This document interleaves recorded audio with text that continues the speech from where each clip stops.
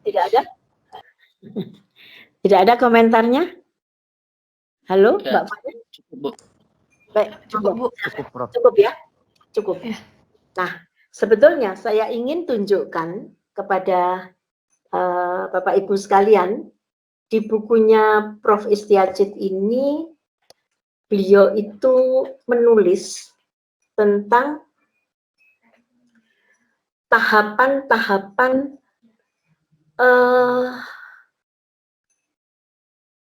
yang namanya upaya sehat seumur hidup ini. Jadi mulai hak sehat dari seseorang. Kemudian kewajiban. Karena kita bicara hukum ya saudara ya. Hak untuk sehat. Kemudian kewajiban memelihara hidup dan sehat. Itu di bukunya Prof. Istiajiz itu ada. Kemudian teknologi dan kesehatan hidup manusia. Nah, ini sebetulnya kalau Bapak-bapak dan Ibu bisa membaca, mungkin ini akan dapat dipakai sebagai ukuran bahwa etik moral itu kalau pada tahapan misalnya bicara hak sehat. Hak sehat itu dimiliki oleh setiap orang. No, siapa yang harus memperjuangkan haknya? Ya manusia itu sendiri. Dengan cara bagaimana? Ya dia harus mendapatkan pelayanan yang disediakan oleh negara. Nah disinilah etik moral itu berbicara sebetulnya. Kemudian itu singkatnya seperti itu. Kemudian setelah hak sehat dan hak untuk hidup, maka masuk ke kewajiban. Karena kita belajar hukum kesehatan. Bicara hukum, selalu bicara hak dan kewajiban. Kewajiban memelihara hidup dan sehat. Ya diri sendiri toh. Manusia ini toh. Yang harus. Dan ikutannya adalah tanggung jawab. Kalau bicara tanggung jawab, nah nanti masuk ke persoalan malpraktek. Maka ada soal tanggung jawab yang harus diberikan oleh para tenaga kesehatan. Saya ingin bertanya, karena bicara kesehatan memang kayaknya yang dibidik selalu dokter ya. Perawat ini enggak ada bidikannya. Ya karena dia bidangnya beda. Pertanyaan saya mohon ketegasan. Informed consent itu sebetulnya bagian dari etik moral seorang dokter atau bukan? Hubungan antara pasien dan dokter. Mohon dijawab salah satu, salah dua. Informed consent harus dibuat dan diberikan, dan itu bagian dari etika profesional dokter atau bukan? Ya. Monggo, silakan. Ya. Ya, sudah pasti, Bu. Informed consent suatu prosedural yang isinya yang sebenarnya di dalamnya termasuk etika. Yes. Etika, karena menyangkut hak dan kewajiban dokter dan hak dan kewajiban dari pasien menerima tindakan, komplikasi dan efek dari tindakan medis. Yes. Nah, kalau demikian berangkat dari situ, Pak. Kalau begitu, kadang-kadang dokter tidak memberi, dan kadang-kadang juga si pasien nggak tanya, nggak minta. Kamu sakit ini, kemudian berdasarkan ceritamu begini, kan tidak, Bapak. Itu memang harus ditanya atau harus sebetulnya diberikan keterangan itu? Ya, harus dijelaskan, Bu. Prof. Harus ya, tidak usah diminta, toh? Tidak. Nah, itu. Itulah Pak etik moralnya di situ. Etika itu di situ, Pak. Harus diberikan. Mohon maaf, biasa nih, dokter kalau sudah laris, pasiennya banyak, enggak pernah menjelaskan. Bercerita berpanjang-panjang yang terkait dengan informed consent, Pak. Nah, itu barangkali contoh kecil. Informed consent berarti di ranah upaya peningkatan kesehatan. Itu etik moralnya sudah harus masuk. Jadi, kalau Pak mengartikan karena diperjanjikan, is okay. Tetapi tanpa diperjanjikan, barangkali kalau dalam situasi penanganan, ya harus dijelaskan. Misalnya menangani kecelakaan atau menangani orang yang sakit ketika ada bencana, itu maksud saya. Bisa difahami sampai di sini. Halo. Bisa, Prof. Bisa ya. Oke. Kalau ada jawaban itu walaupun perwakilan yang jawab satu orang tidak masalah. Sekarang saya ingin beralih ke yang lain. Barangkali ada pengalaman atau apa yang bukan dokter deh, kalau ada.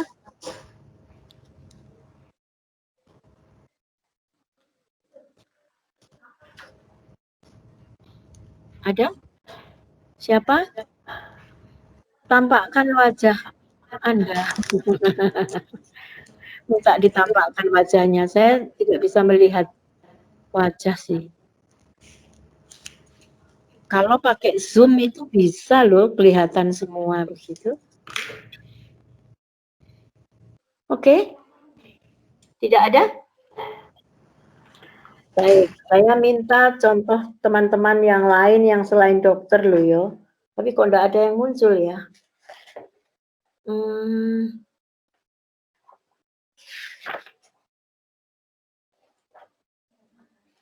Oke, sekarang kesempatan untuk Anda bertanya kepada saya. Kalau saya bisa jawab, saya jawab. Kalau tidak, saya carikan jawabannya besok.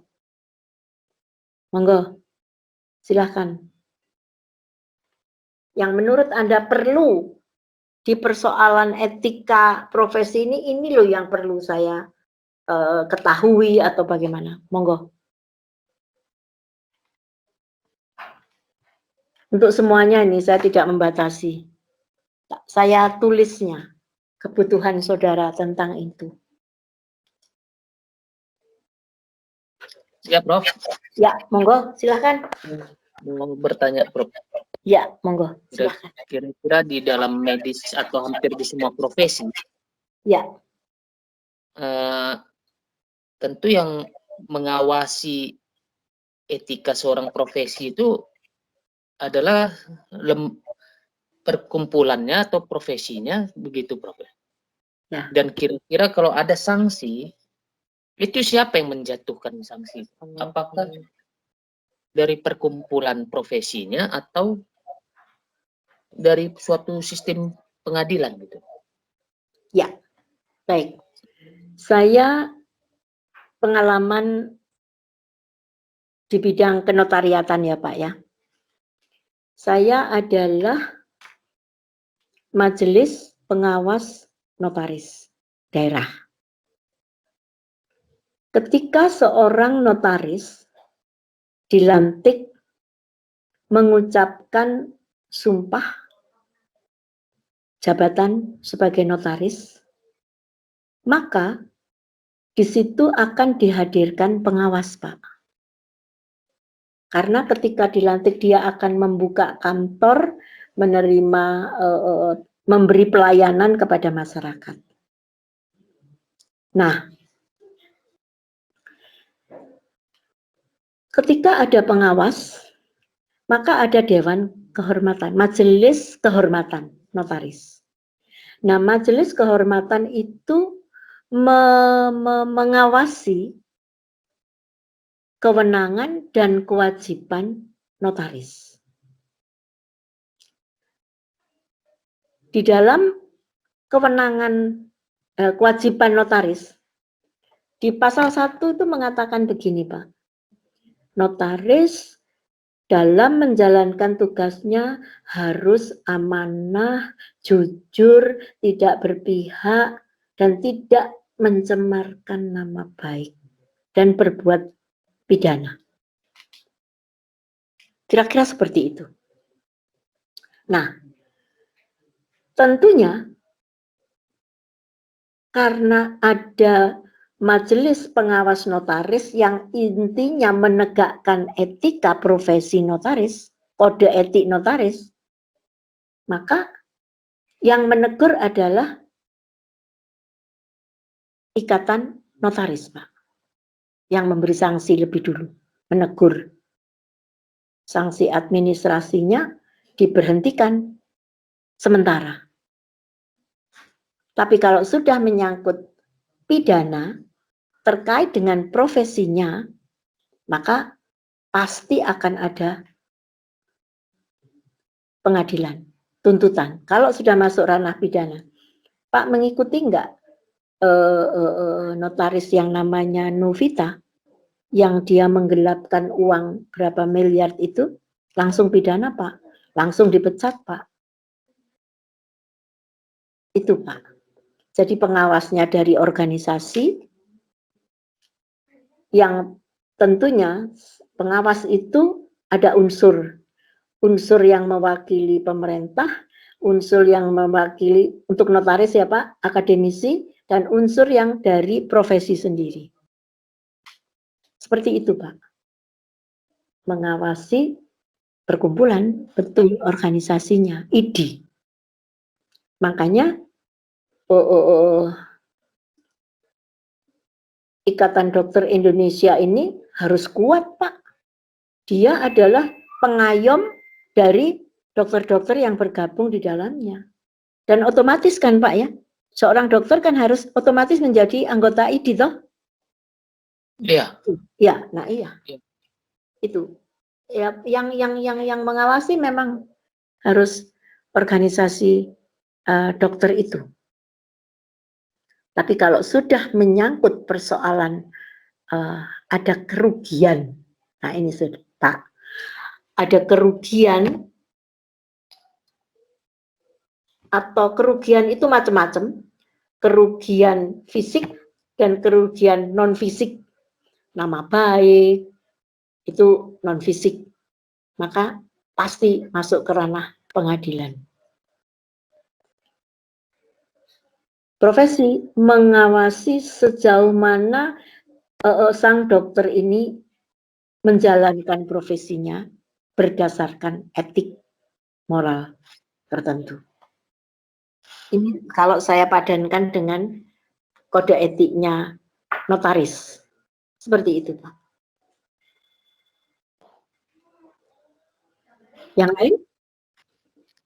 Ada pertanyaan yang lain? Ini benar ya, jadwal kita ini sampai 9:30 benar? Benar, Prof. Benar ya. Oke, kalau Anda kuat, ya ayo. Saya juga bisa. Siap, Prof. Kuat. Terima kasih. Ayo, pertanyaan yang lain. Silahkan. Supaya saya bisa memberikan kontribusi bacaan, saudara ya. Bukan kontribusi yang lain. Jadi bacaan yang memperkaya kita semua, Anda sekalian, terkait etika profesi ini. Ada pertanyaan? Loh, mosok Mahasiswanya mau papat toh. Dari tadi hanya 4 ya. Halo, Prof. Yuk, monggo, Halo, silakan. Prof. Ya. Mau nanya lagi, Prof. Tadi saya agak bingung arti etika dalam hal promotif, preventif, kuratif, rehabilitatif. Nah, oke. Karena kalau saya ya contohkan ke diri saya sendiri, ya saya sebagai seorang klinisi, keempat-empat itu ya harus saya terapkan gitu, Prof. Posisi saya ya tentu di keempat itu setiap dokter ada gitu. Kira-kira maksudnya gimana ya, Prof? Maksud saya begini. Ya, yang promotif, preventif. Ya. Maksud saya begini, Pak. Karena secara keilmuan upaya sehat itu tahapannya ada. Kan? Ketika bicara tahapan upaya peningkatan promotif, maka dokter seorang profesional kan akan tahu sebatas mana toh kalau peningkatan itu, upaya meningkatkan kesehatan itu, masa Bapak tidak bisa tahu sebatas mana yang akan diberikan terhadap orang ini. Setelah tahu orang ini, oh kondisi kesehatannya kurang baik karena ini. Ya tentu covernya kehadiran seorang dokter yang profesional, ya etik moral yang bagaimana? Sebatas apa? Apakah sampai sama seperti ketika penyembuhan?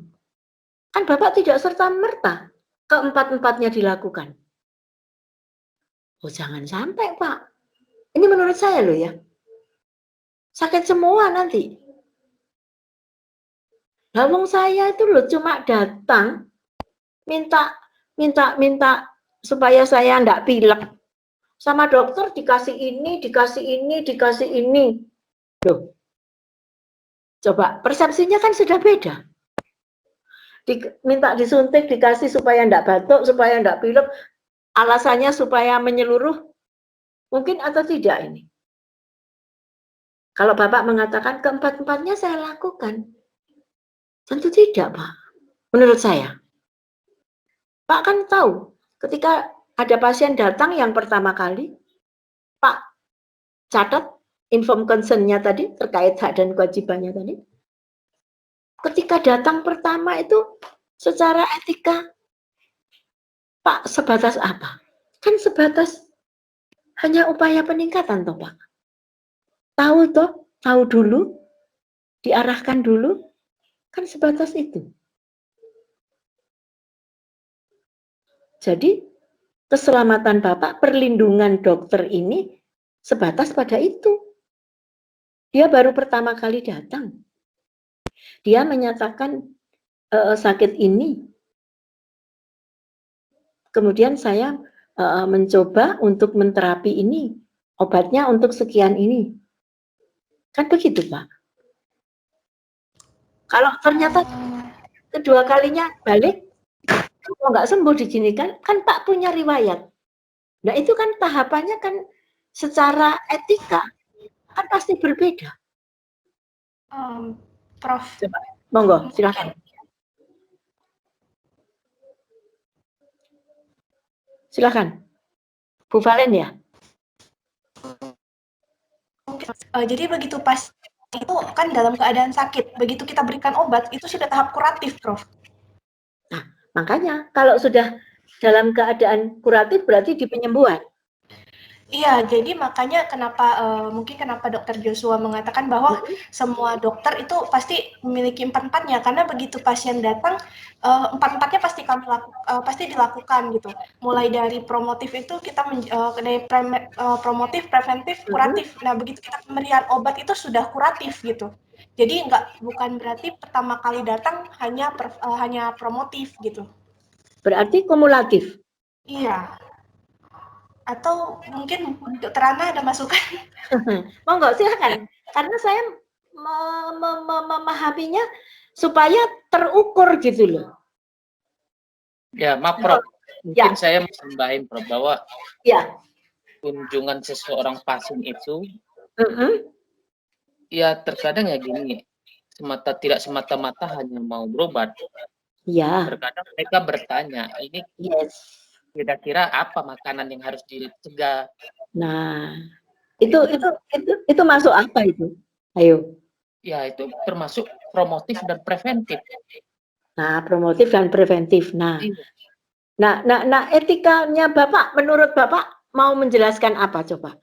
Sesuai dengan keahlian dan etika yang melekat pada diri Bapak. Ya, pasti saya akan menjelaskan Mm-mm. hal-hal apa yang perlu dilakukan dan dihindarkan untuk mendukung suatu proses penyembuhan, Penyembuhan, oke? pengobatan. Yang Ya, tentu itu termasuk sebagai preventif untuk tidak terulang lagi. Mungkin begitu. Anggapan pasien selalu begitu. Ya nggak boleh makan apa. Ya pernyataan itu lebih condong ke suatu promotif dan preventif dibandingkan terhadap kuratif. Ya kita kira-kira begitu. Nah, ketika Pak bisa memposisikan diri dua itu, nah kan langsung bisa tahu Pak etika profesinya. Kadang maaf, pasien datang itu belum tentu loh, belum tentu dia tahu bahwa keahlian Bapak itu di bidang sakitnya dia. Belum tentu. Saya punya cerita. Sebetulnya tidak boleh barangkali ya, tetapi ini bahan kajian saja. Di pedesaan Pak ini, di pedesaan. Seorang bidan itu terkenal bisa menyembuhkan segala macam penyakit dengan disuntik. Suntiknya 2 kali, kiri sama kanan. Jadi kalau sudah disuntik 2 kali, itu pasti sembuh katanya. Coba Pak, ini bagaimana ini? Masyarakatnya yang salah atau bidani sing salah? Coba diperhadapkan pada persoalan ini. Nah, teman saya mengatakan, supaya saya aman, saya terlindungi, tidak disalahkan, karena selalu minta disuntik 2, Pak. Kiri kanan, paha kiri, paha kanan. Kalau sudah 2 itu pasti sembuh dia. Ya diparo bate. Teman saya begitu. Terus, aman. Ya saya aman. Karena dia tidak pernah ada keluhan. Nah ini apa? Tidak pernah ada gugatan, tidak pernah ada protes bahwa dokter itu tidak bisa menyembuhkan, dokter itu membuat saya semakin ini. Tidak pernah. Nah itu apa persoalan Pak? Kan memang masyarakat kita ini belum menjadi masyarakat yang saya akan mengawal kesehatan saya supaya saya tidak sakit. Enggak. Ya, masyarakat kita ini tarafnya adalah masyarakat yang kalau sakit baru ke dokter. Jadi makanya langsung ke proses penyembuhan. Nek pencegahan enggak, pastilah enggak. Enggak mungkin datang ke dokter, dok saya nih supaya sehat, supaya apa ya, enggak mungkin. Enggak mungkin. Contohnya diri saya sendiri. Saya itu ke dokter wis loro, wis gak berdaya kok. Jadi selalu di ranah penyembuhan. Itu Pak. Jawaban saya. Ya. Kalau para dokter sendiri tidak bisa menemukan, maka tidak akan terlindungi Pak. Menurut saya. Bahwa yang saya lakukan adalah di tahap yang seperti ini. Saya tidak melakukan tindakan yang ini. Supaya apa? Supaya perlindungan hukum terhadap dokter ini benar-benar memberi kepastian. Itu pendapat saya ya. Mohon nanti monggo dirundingkan barangkali ya. Bukan dirunding sih, bukan persoalan perundingan. Artinya apa ya? Dikaji, diteliti. Karena ada loh buku tentang, sebentar saya tunjukkan. Etik, aduh, tidak bisa ini. Etik penelitian kesehatan. Nah, mana? Nah ini loh, bisa dilihat buku ini. Jadi setiap gerak para profesional sebetulnya selalu dikuasai oleh etika. Bisa dilihat ya tadi ya? Bisa, Prof. Ya. Tolong kalau bisa ini dibeli, dibaca gitu. Supaya, nah saya kadang membaca ini karena saya tidak pernah mengalami ya penelitian kesehatan. Saya hanya ikut itu 2 kali meneliti bersama para dokter itu. Nah saya dari aspek hukumnya, persoalannya di situ. Yang dalam persoalan kedokteran, ilmu kedokterannya saya tidak bisa menangkap begitu. Jadi seumur saya menjadi guru besar ini baru ikut itu 2 kali, 3 kali karena ada menjadi promotor itu. Selain itu saya tidak punya pengalaman, terus terang saya katakan. Jadi saya semakin harus banyak membaca, dan pertanyaan-pertanyaan dari Bapak Ibu sekalian tadi justru menantang saya. Malah justru jangan komprehensif, jangan kumulatif. Harus di-inform concern itu akan tahapan-tahapan itu akan bisa mengukur, oh ini loh perlindungan dokter masih dalam taraf upaya peningkatan promotif. Oh, yang kedua, oh ini masih dalam tahap pencegahan. Saya tidak melakukan upaya penyembuhan, tidak. Ya, mungkin secara teori bisa, secara praktek susah. Tapi ketika itu bisa ditemukan kriteria, itu akan terlindungi.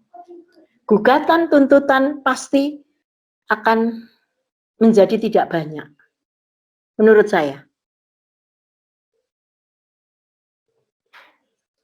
Ada komen lagi?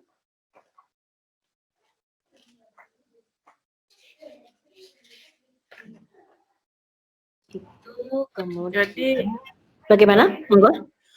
Jadi tindakan dari promotif, preventif, kuratif, dan rehabilitatif itu, jadi pasien datang itu tergantung dari kasusnya. Yes. Ya. Sehingga panjenengan bisa memposisikan diri pembenaran, penanganan, gitu, supaya tidak disalahkan. Bukan saya mengajarkan kamu gini oh biar nggak disalahkan, jangan, bukan itu maksud saya. Secara etik saya ini ada di mana? Tidak serta-merta dokter harus dianggap. Nah, itu maksud saya. Kalau bisa ditemukan kriteria, oh luar biasa.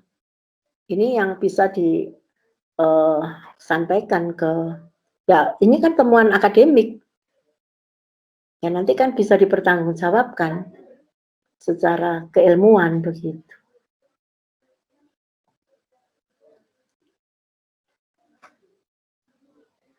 Ada komen lagi? Atau pertanyaan? Nah, ada? Prof, mungkin ini dikaitkan dengan seperti hubungan dokter ke pasien itu lebih ke dokter menjanjikan upaya kesembuhan gitu, bukan hasil. Jadi makanya kenapa etikanya itu dibatasi dengan 4 tipe tadi atau bagaimana, Prof? Begini, kita dari pertama saja ya. Kita mau masuk ke hubungan dokter dan pasien. Di dalam KUH Perdata, tuh saya kok nggak bawa ya. Di dalam KUH Perdata, hubungan dokter dengan pasien itu adalah hubungan yang tujuannya upaya kesehatan. Inspanning teori, ini berdasarkan teori ya. Inspanning teori itu upaya. Jadi tidak menjanjikan sembuh, tidak. Karena mati, hidup itu Tuhan. Jadi upaya beda dengan hubungan hukum antara seorang penjual dan pembeli. Objeknya jelas. Jual beli laptop, objeknya jelas. Ini loh objek perjanjiannya yang mau dijual.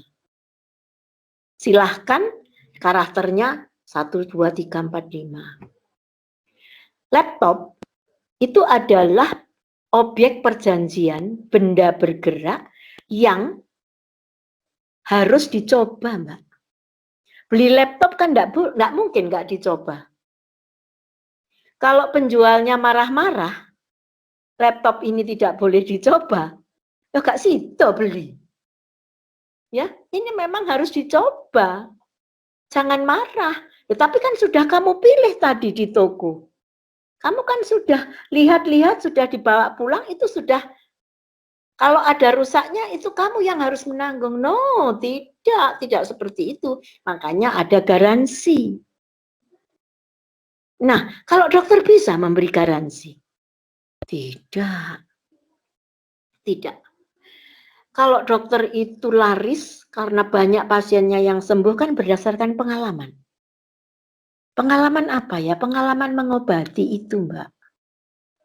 Makanya walaupun dia spesialis bedah mulut, tapi dia terkenalnya itu, sing laris iku, ya masyarakat tidak komplain. Ketika tidak komplain, ya sudah.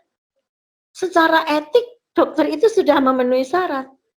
Komplainnya masyarakat adalah ketika ada peristiwa yang merugikan pasien. Apalagi mati. Wong dokter itu upaya kesehatan kok.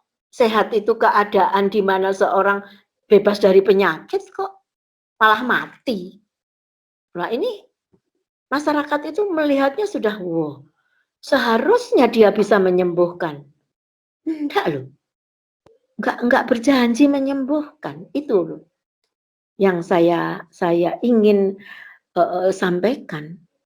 Tidak serta-merta Bu Valen. Ya. Jadi ya supaya terlindungi, tidak diseret ke sana kemari, waduh masuk media sosial menjadi viral, wah ya dokter, nah, kan begitu. Wow, bahaya kalau sudah seperti itu. Contoh lain, dokter yang membuka praktek di rumah dengan dokter yang ada di rumah sakit sudah beda. Ya. Dokter yang di rumah sakit, dia ada perjanjian kerja dengan rumah sakit. Pasien dokter yang di rumah sakit tentu tidak sama dengan pasien yang datang sendiri ke praktek dokter. Jadi, papan nama ini secara hukum yang dibuat oleh dokter itu menunjukkan bahwa saya seorang dokter, profesionalitas saya adalah dokter. Dokternya apa di situ disebut? Dokter umum misalnya. Berarti bisa. Masyarakat bisa menyembuhkan. Tetapi sebetulnya saya bisa mengupayakan sembuh. Gitu. Oke. Jadi ya harus sama-sama mengerti persoalan ini. Oleh karena itu kalau informed consent itu merupakan hak dan kewajiban ada, ya berikan. Jangan karena rame, sampean mau apa? Pak minta suntik, langsung suntik. Kalau no informed consent itu. Seperti itu pasien yang di desa teman saya itu. Ya untung selamat, dia tidak pernah diprotes, dilaporkan polisi. Karena suntik 2 kali mesti sembuh. Padahal yang diberikan itu vitamin, saudara. Itu dari saya. Ada yang lain?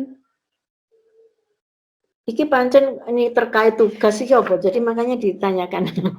Besok harus presentasi. Aku ngerti aku. Kebutuhannya mau presentasi besok. Ada lagi yang mau bertanya?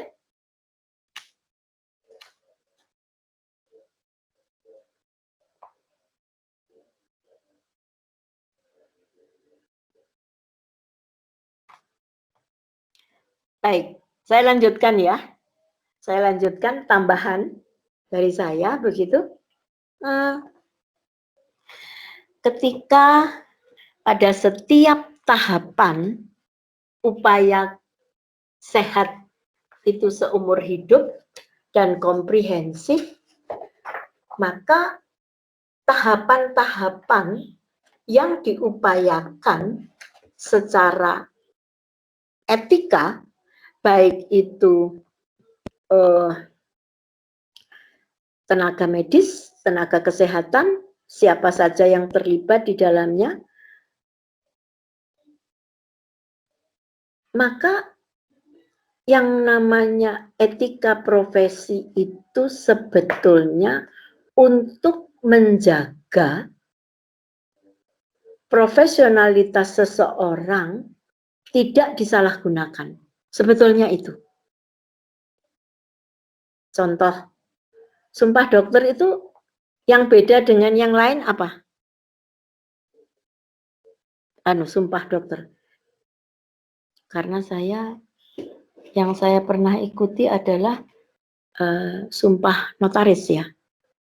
Memberi pelayanan kepada masyarakat dengan mengedepankan kejujuran, itu sesuai dengan pasal tentang kewajiban seorang notaris, membuat akte yang tidak diskriminasi, tidak memihak, dan santun, amanah, ada kata-kata itu. Nah, kalau dokter yang beda apa? Mohon, yang sudah disumpah gitu. Halo, sumpah dokter apa? Yang pernah saya baca, yang dimunculkan adalah rasa kemanusiaan itu yang ditinggikan, yang diutamakan. Cinta kasih ini loh. Jadi kalau seorang dokter tidak punya rasa kemanusiaan, ya wes itu mungkin tidak akan bisa menjadi dokter begitu. Pasti berhenti di tengah jalan. Nah, kalau bicara kemanusiaan, maka dia peduli sama sesama manusia. Peduli sesama manusia tidak memberi uang, bukan. Kepedulian sesama manusia yang seorang dokter yang profesinya adalah itu tadi, 4 hal itu tadi. Nah, itu pasti upaya itu diwujud nyatakan ke dalam perilaku. Nah, secara etik, karena sudah terbentuk di dalam diri seorang dokter bahwa untuk yang namanya upaya sehat itu tidak gampang loh. Bukan saya loh, tumpuannya tidak pada saya saja loh. Banyak yang ikut mempengaruhi. Tetapi ketika kemanusiaan ini lebih dari orang lain, nah itu menunjukkan bahwa secara etika benar-benar sang dokter ini menghayati profesinya. Coba ya, saya coba baca ulang, yang sederhana saja di handout saya itu tadi, yang di halaman ketika etika di halaman 2. Coba saudara ya, etika berasal dari dua kata Yunani yang hampir sama namun berbeda artinya. Ethos itu kebiasaan atau adat. Yang kedua, etikos yang artinya perasaan. Yuk, siapa yang bisa tahu perasaan? Gak ada yang bisa tahu. Hatimu, aku tidak bisa tahu. Hatiku, Anda juga tidak tahu. Dalamnya laut bisa diduga. Tapi dalamnya, apa itu? Peribahasa itu. Dalamnya laut bisa diduga, dalamnya apa? Hati ya? Perasaannya. Tidak bisa. Tidak bisa. Nah, itu loh yang namanya etik itu seperti itu ya. Yang mau dibuang sama Pak Dokter siapa ini? Pak Dokter siapa? Joshua tadi. Kalau gitu etika itu enggak ada saja. Mau ditaruh di mana? Walah. Lanjut ya, saya lanjutkan. Perasaan batin atau kecenderungan batin yang mendorong manusia dalam berperilaku. Lah ini loh. Nah, ketika kita berperilaku sudah diwarnai oleh etika baik, buruk, kemudian benar, salah, santun, tidak santun, perilakunya ini menjadi santun dan tidak santun, ya tentu saja yang keluar ya yang baik. Sesuai dengan profesi saya. Begitu.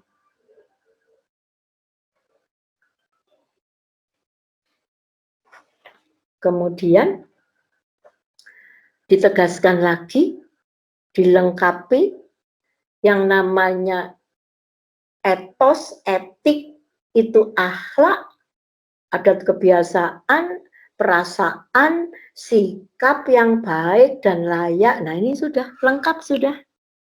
Jadi manusia ini harus baik, iya. Punya profesi maupun tidak. Ketika punya profesi, punya keahlian, menjadi pekerjaannya dan sudah teruji, bisa menyembuhkan banyak orang, loh ini loh. Upayanya berhasil. Nah ini artinya seorang profesional ini benar-benar layak disebut profesional.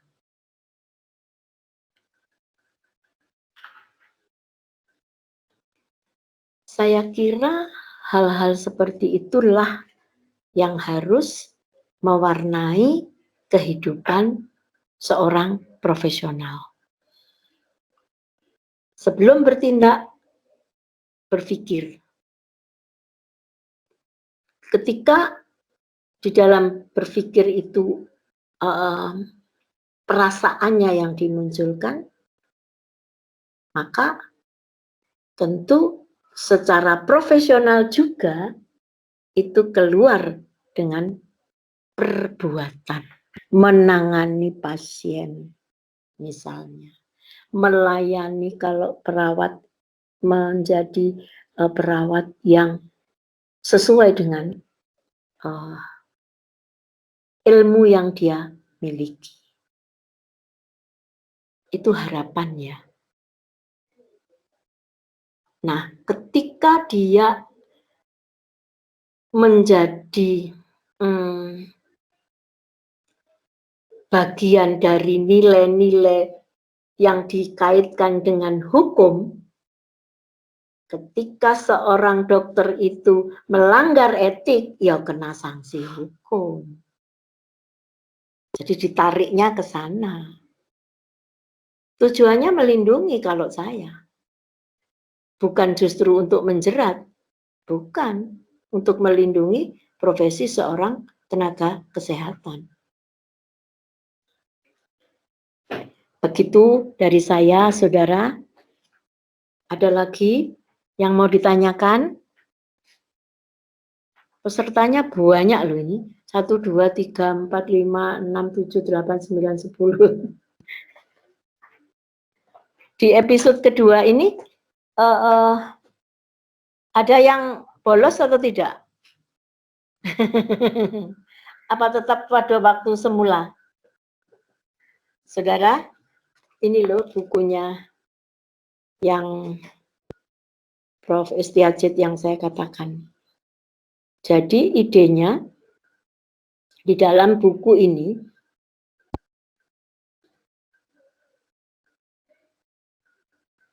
jangan mengejar soal pidana, jangan ingin mempidanakan seorang dokter yang sudah terbukti melakukan malpraktek. Tetapi beralihlah ke tanggung jawab perdata. Kalau dipidana, dokter ini tidak bisa berbuat apa-apa. Di penjara kok, terbatas geraknya, kepandaiannya, keahliannya tidak bisa disalurkan. Tapi kalau tanggung jawab perdata dalam hal ini, dia adalah karena dia melakukan malpraktek sehingga orang ini cacat, dia dihadirkan ikut membantu memulihkan. Itu maksudnya, saudara. Tanggung jawab perdata. Kalau ini pasiennya adalah orang miskin, ya dibantu pembiayaan perawatan kesehatannya. Itu diperjanjikan. Itu wujud tanggung jawab perdata atas malpraktek dokter. Jangan dikejar-kejar dipidana, jangan. Jangan efek jera terus yang mau dikejar. Tidak memberi manfaat kepada pasien. Kewajiban dokter tetap harus memberi manfaat kepada pasien. Memberi pelayanan tetap.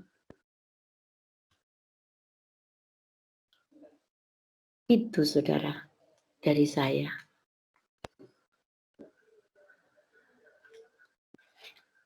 Kemudian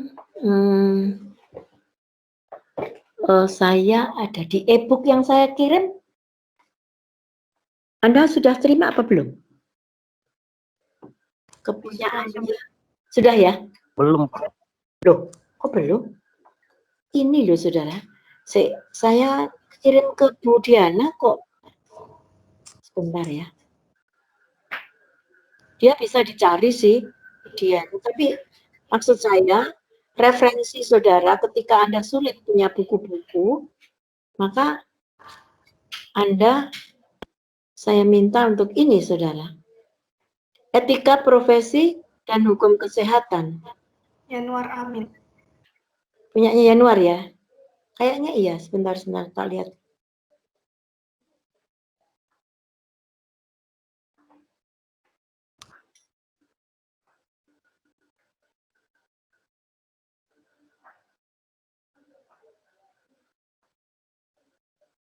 Sebentar, coba tak lihatnya. Coba dilihat semua ya.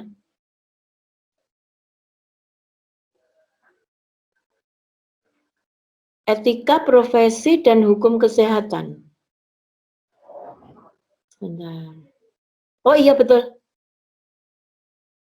Iya. Iki wis ana jawabane, pertanyaannya dibuat gampang banget begitu ya. Tetapi saya ingin ketika Anda punya e-book ini, kaitkan dengan pengalaman sendiri. Ya. Pengalaman Anda sebagai tenaga kesehatan. Kalau lawyer barangkali atau dosen, ya pengalaman saudara membimbing mahasiswa yang menulis tentang hukum kesehatan. Ya, ini sajalah. Ada 2, 3 sebetulnya, banyak sih sebetulnya. Tetapi menurut saya yang bisa bisa menjadi bahan rujukan, saya kira itu.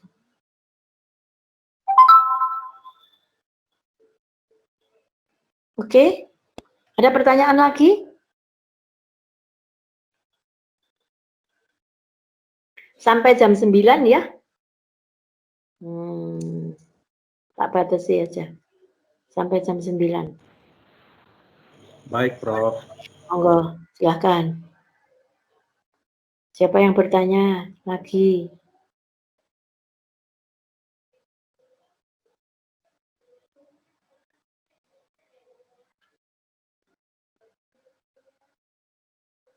Nah, kalau tidak ada yang bertanya, ganti saya yang mau bertanya. Tidak bermaksud membandingkan, tidak, tetapi saya ingin mendapatkan informasi dari Anda.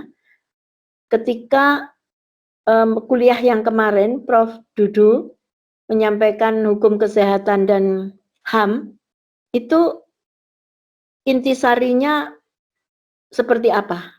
Penekanannya maksud saya. Bisa dibantu supaya saya bisa mengcover?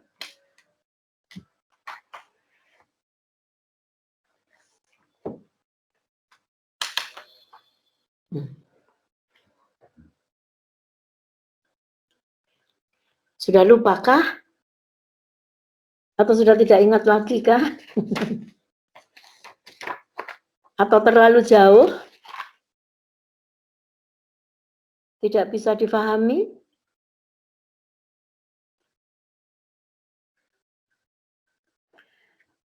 Coba, sekarang saya mau absen aja dulu ya. Saudara Adolf Brili ada? Ya, Prof. Hadir. Hadir, oke. Terima kasih. Saudara Muji Burhan? Burahman? Muji Burahman? Ada? Tadi ada sih, Prof. Nah, Mungkin ini saudara terjadi. Muji Burahman. Kemudian Silent Govanandi. Ini siapa ini? Pak siapa ini? Yang tampak di laptop saya. Ciri-cirinya, Prof. Waduh, ciri-cirinya hilang, sudah hilang lagi. Noel. Tadi bawa bayi tadi. Ada Ya, bayi. Pak Noel. Pak siapa? Karyato Immanuel. Oh, Pak Karya Immanuel. Soalnya harus tak absen, saya disuruh absen soalnya. Kemudian Selen Givanada, ada? Betul, namanya ini. Tidak ada ya? Oke, Aprilia, ada? Aprilia Sari ya? Ada, Prof. Halo, ada Prof. Oh, ada. Ayo, mana wajahnya? Ayo, aku tidak lihat. Lagi di jalan, Prof. Jadi nggak bisa nyalain kamera. Oh, di jalan. Jadi Lagi di mobil. Luar biasa. Tapi saya menyimak kok, Prof. Ya wes, aku masih dihapusi gak popo kok aku. Marvin Timu ada? Oh, yang sakit tadi ya? Sakit. Oke, Ya. Bapak sakit. Pak Joshua, saya tahu sudah dengar suaranya. Bu Dokter Ana sudah. Haliana. Halo. Mbak Haliana. Ada? Tidak ada? Ada, Prof. Aliana ada tuh? Ada? Itu mukanya. Mukanya Ada. mana? Mana? Jilbab. Mukanya? Mbak, di jalan juga? Jilbab biru. Hah? Jilbab biru. Lagi di Karimun ya, Dok. Prof. Lagi di Karimun. Iya. Di luar Ya kota, gimana Prof. saja lah, pokok wajahnya di store di depan saya sini. Kan saya mau mengejar ke Karimun ya enggak bisa. Valentina Wijaya, ada? Hadir, Prof. Ya, itu Mbak tadi ya. Mbak Dokter Apriyanti. Aprisanti hadir, Prof. Apri Ya, Santi ya? hadir. Oke. Ya. Oke, di mana Mbak? Mbak Aprianti di mana posisinya? Di Dabo Singkep, Kabupaten Lingga, Prof. Konyola, mana coba? Coba wajahnya aku masih ingat apa enggak? Ya, Kabupaten Singkep. Jauh-jauh ya. Pak Karya Immanuel tadi sudah, Pak Samuel Pangaribuan. Hadir, Prof. Hadir. Gemuk. Oke, apa Mbak? Mbak Prisanti ya? Mbak Prisanti yang di puskesmas ya? Bukan. Oh, bukan. Oh, Bukan. bukan. Oke. Kemudian Pak Simbolon ya? Pak Simbolon. Ada? Simbolon Hadir, Prof. Oke. Hadir, Prof. Pak Ketuanya udah Ya. ngantuk. Pak Ketua, Ya. Nah, oke. Selamat datang. pernah gemuk, Pak. Selamat datang. Sudah dari tadi jam 5:30, sekarang baru selamat datang. Baik. Ada pertanyaan, Pak Simbolon? Pak Ketua? Siap, Prof. Tidak ada? Terkait yang tadi Ya. Prof katakan perkuliahan Tugas-tugas. Pak Profesor Buku, Hmm? saya mencoba mereview sedikit, Prof, dari Ya. Profesor Dudu itu bahwa Ya, monggo. bagaimana hukum kesehatan itu bisa mempunyai kedudukan dan peranan penting maupun urgensinya terhadap wabah penyakit yang sedang terjadi. Dalam hal ini pandemi corona, diutamakan di situ dikaitkan dengan revolusi industri 4.0. Jadi bagaimana hukum kesehatan itu bisa memanfaatkan keberadaan revolusi industri 4.0 itu untuk mengoptimalkan pengetahuan terhadap pencegahan, bagaimana pengobatan, bagaimana mengantisipasi wabah penyakit corona yang mendunia. Kurang lebih begitulah, Prof, yang saya review dari Profesor Bubu kemarin. Baik. Ya. Berarti sudah jauh ke kemungkinan era new normal ya, 4.0. Ini kan keadaan new normal. Kita ini berarti masuk ke keadaan begini. Mengapa saya bertanya? Saya punya kepentingan bahwa semua ilmu yang berkembang itu harus membumi. Itu maksud saya. Nah, ketika saya perlu informasi kuliah yang kemarin Anda terima, kemungkinan yang hendak di cover adalah di era 4.0. Nah, berarti sekarang ini Indonesia masuk ke new normal. New normalnya percepatan ke arah 4.0. Kapan itu? Nah, kita belum tahu. Tetapi kita harus membuat strategi, merancang. Persoalan kesehatan, hukum kesehatan, ini bagaimana bisa mengcovernya? Saya menangkapnya seperti itu. Berarti ketika kita belajar etika profesi saat ini, berarti tetap akan bisa dipakai menjadi payung. Memayungi para profesional untuk dapat berkiprah, berkarya di era 4.0. Berarti seperti itu. Nah, siapa yang harus menggali? Ya panjenengan. Anda semua para profesional ini untuk menggali kemungkinan-kemungkinan. Dan bicara hukum, selalu kan bicara hak dan kewajiban sebetulnya. Ketika hak itu diterima oleh setiap umat manusia, dalam hal ini upaya mendapatkan kesehatan, maka sejauh mana, seberapa yang sudah diupayakan oleh manusia itu sendiri, dunia terutama. Nah, persoalan vaksin saja sudah heboh. Kalau menurut saya, harus dihargai. Jangan dimatikan ketika dia mengatakan saya menemukan ini, walaupun belum teruji, ditampung saja. Jangan dihakimi begitu ya. Kan itu sebuah karya yang semuanya tentu kita melihat baiknya supaya sembuh. Nah, memang kalau sebuah vaksin itu harus teruji tahapannya secara ilmiah, iya, saya setuju. Tetapi ketika ada banyak orang, ya asal tidak hoax saja ya, kita ini kadang tidak bisa membedakan mana yang hoax, mana yang bukan. Itu menjadi sesuatu yang perlu dikawal begitu. Oke, terima kasih. Saya kira itu dari saya. Bagaimana? Ya, monggo. Ya. Yang tadi pertama yang terkait tugas, Prof.